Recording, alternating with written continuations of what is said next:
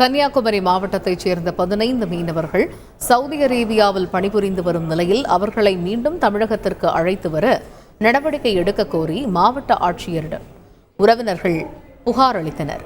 தொழிலுக்காக 15 பேரும் முதலீடு செய்த தொகையை திரும்பி வழங்க முதலாளி மறுப்பதாகவும், இந்தியாவில் இருந்து பணம் அனுப்பினால் மட்டுமே மீனவர்களை அனுப்ப முடியும் என மிரட்டுவதாகவும் தெரிவித்துள்ளனர். செய்யது கபிப்புங்கிற ஒரு கபில் கிட்ட இவங்க 15 பேர் தொழில் பண்ணிட்டு இருக்காங்க. முதலீடு இவங்களும் போட்டு தான் தொழில் கருவி வலைகள் எல்லாம் எடுத்து வேலை செய்வாங்க. இவங்களுக்கு தேவையான நேரம் அவரும் காசு கொடுப்பாரு. இவங்க பங்கு பார்க்கும்போது அதில் அவர் பிடிச்சு எடுப்பாரு. ஆனால் அங்கே இருக்க கருவி, தொழில் கருவி எல்லாமே இவங்களுடையது, அவருடையது. இப்போ அவருக்குள்ள காசை மட்டும் கேட்குறாரு. இவங்களுக்குள்ள காசை கொடுக்காம அதை மட்டும் கேட்டால் இவங்களும் கொடுக்க முடியாது. அதனால இவங்க பாஸ்போர்ட்டையும் கொடுத்து இவங்களுடைய காசையும் அவர் கொடுத்து அவங்கள ஊருக்கு அனுப்புற மாதிரி பண்ணணும்.